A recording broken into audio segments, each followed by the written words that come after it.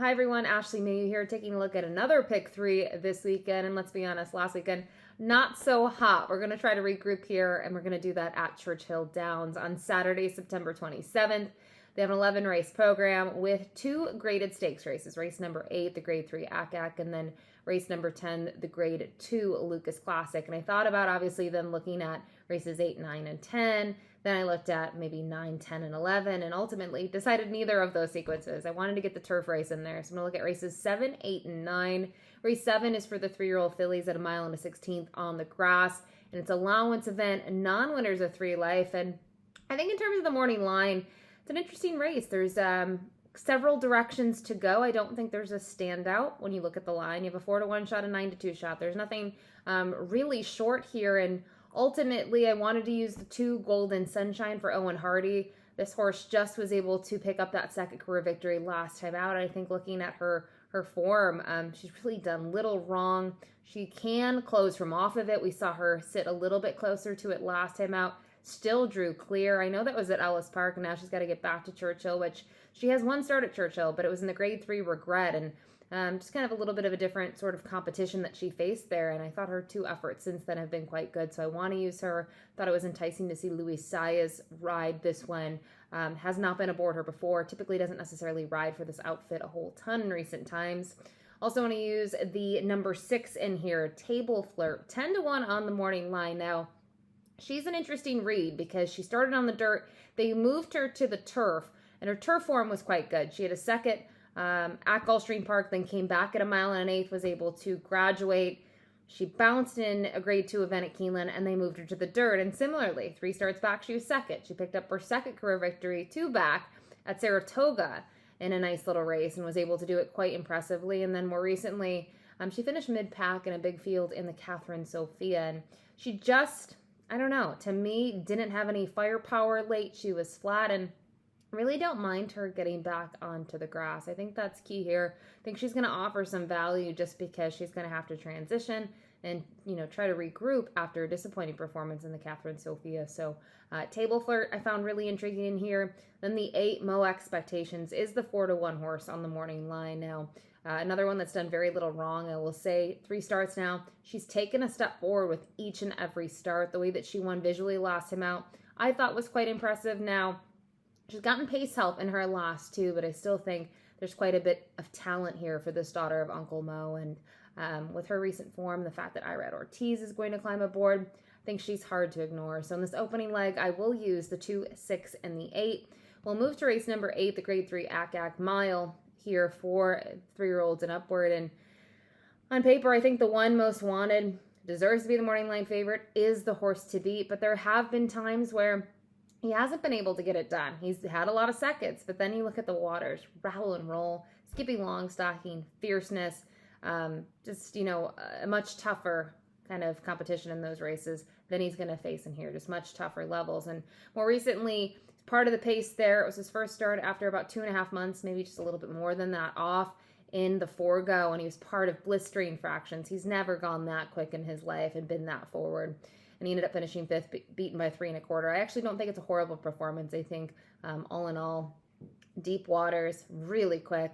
And I think he's going to be better suited now at a mile trip than the 7/8. But to his outside is the number 2, Will Take It. And he's a little intriguing horse that's gotten really good this year.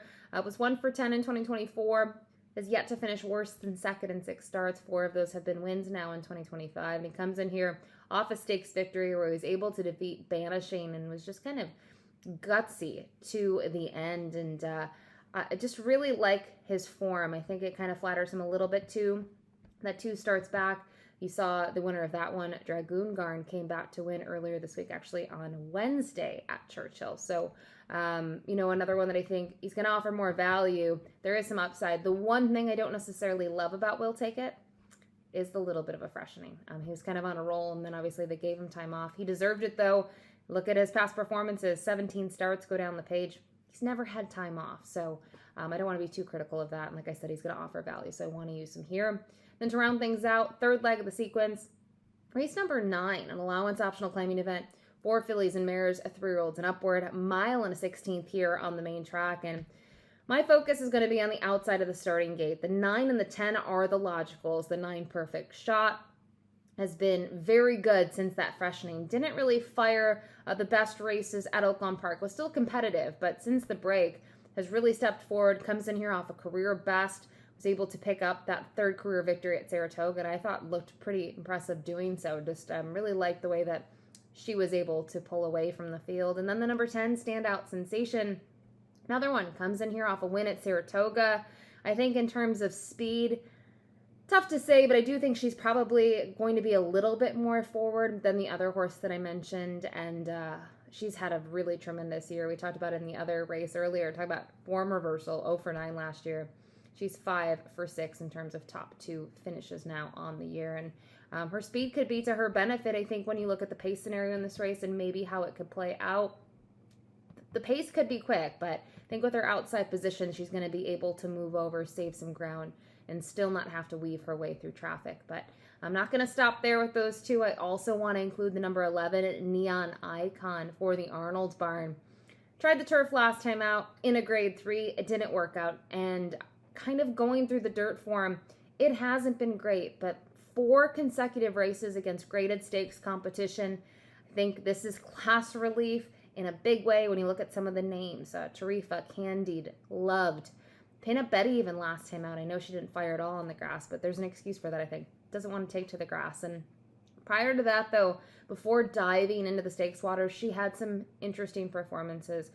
Churchill, she has a win here. She was able to do that in her second career start against that, first level allowance. And then even her effort at Keeneland in the fall, going 1 1/8 miles, I thought she ran quite well. So maybe the time off, maybe getting back on the dirt and regrouping here and not in a stakes race will boost her confidence, and she's going to offer, some value in here. And I think it's promising when you look at her 2 of her wins, I should say, not all of them. I almost said all of them, but when you look at 2 of her career victories, Luis Saez is aboard. He is booked to ride again. So at 10-1, I'm also going to toss in the 11 Neon Icon. So if you look at this wager, you can play it however you want. Curious to get your thoughts on who do you like? Who wouldn't you use? Is there someone that you are really excited about in this sequence? Who's that horse? Let us know in the comments. I love reading that. And you can see here from the ticket construction perspective, 3 over 2 over 3. So you can play this for $1.